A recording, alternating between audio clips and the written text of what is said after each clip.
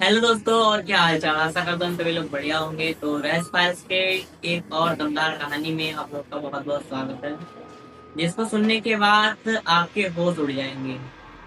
जी हाँ, आप सही सुन रहे हैं। तो आइए स्टार्ट करते हैं। कल्पना कीजिए, अगर कोई ऐसी अदृश्य शक्ति हो जो आपके कान के बिल्कुल पास आकर आपके हर सवाल का जवाब दे सके, तो आपको कैसा महसूस होगा। एक बार आप महसूस कीजिए कि एक ऐसी शक्ति जो आपको बता सके कि किस इंसान के मन में क्या चल रहा है, विश्व में क्या होने वाला है, दुनिया में घटे हुए कुछ ऐसे रहस्य जो अभी तक किसी को नहीं पता। तंत्र और शास्त्र में एक ऐसी ही रहस्यमय शक्ति का वर्णन मिलता है जिसे कहा जाता है। हो सकता है आप वैसे बहुत सारे लोग इसके बारे में जानते भी होंगे। अगर आपको इस शक्ति के बारे में नहीं पता तो बने रहिए आज के हमारे इस एपिसोड में। आज हम आपको इसी के बारे में बताएंगे। तो बिना समय को गवाए हुए आइए शुरू करते हैं आज के इस एपिसोड को। सच अभी जिंदा है। शक्ति को कहा जाता है कर्ण पिशाचिनी। जो भी व्यक्ति इस शक्ति को सिद्ध कर लेता है, तब से मान लो उसे किसी भी चीज की कमी नहीं होगी। अगर आप इस शक्ति को सिद्ध कर लेते हैं तो तब से मान लो आपको किसी भी चीज की कमी नहीं हो सकती। लेकिन रुकिए, ये जितना आप लोगों को सुनने में आसान लगता है उतना ही प्रक्रिया होती नहीं। कहा जाता है जब कोई व्यक्ति कर्ण शासनी को सिद्ध कर लेता है तो उसके कान में दृश्य आवाजें आती हैं जो उसे हर सवाल का उत्तर देती हैं।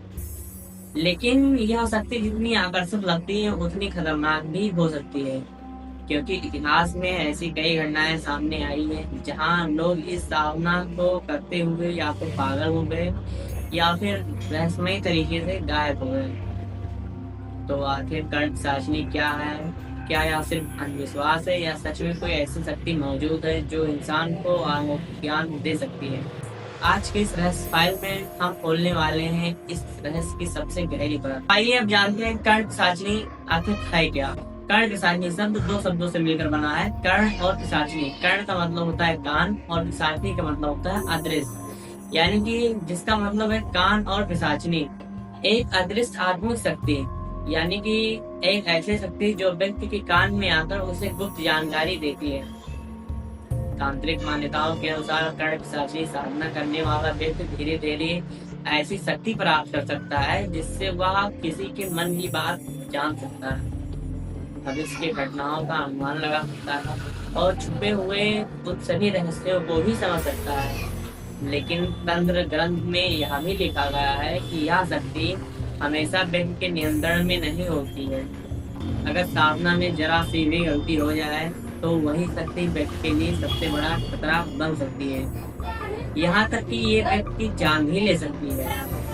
आगे के एपिसोड में बढ़ने से पहले थोड़ा सा मैं पानी भी लूं।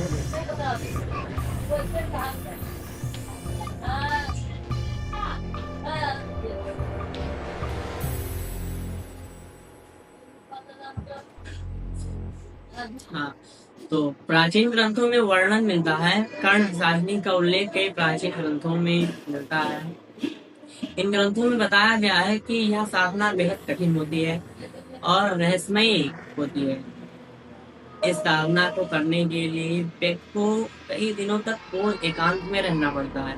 कई बार साधना शमशान भूमि में भी की जाती है, क्योंकि माना जाता है कि ऐसे स्थानों पर आध्यात्मिक ऊर्जा अधिक होती है।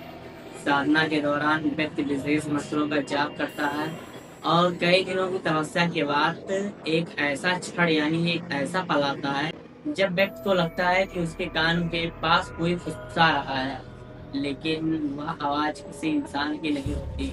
वह आवाज कर्ण पिशाचिनी की मानी जाती है। भारत में कर्ण पिशाचिनी से जुड़ी कई रहस्यमयी कहानियां सुनाई जाती हैं। कुछ तांत्रिक ऐसे भी हुए हैं जो लोगों का भविष्य सटीक बता देते थे। एक कहानी के अनुसार उत्तर भारत के एक गांव में एक साधु रहता था। लोग कहते थे कि उसे किसी अदृश्य शक्ति का साथ प्राप्त था। एक दिन गांव का एक व्यक्ति उसके पास आया और उसने पूछा, मेरा खोया हुआ पैसा कहाँ है? साधु कुछ देर शांत बैठा रहा, फिर उसने कहा, तुम्हारा पैसा तुम्हारे ही दोस्त ने लिया है।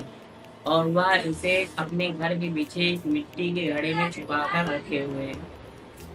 जब उस व्यक्ति ने जाकर देखा तो सच में वही पैसा मिला।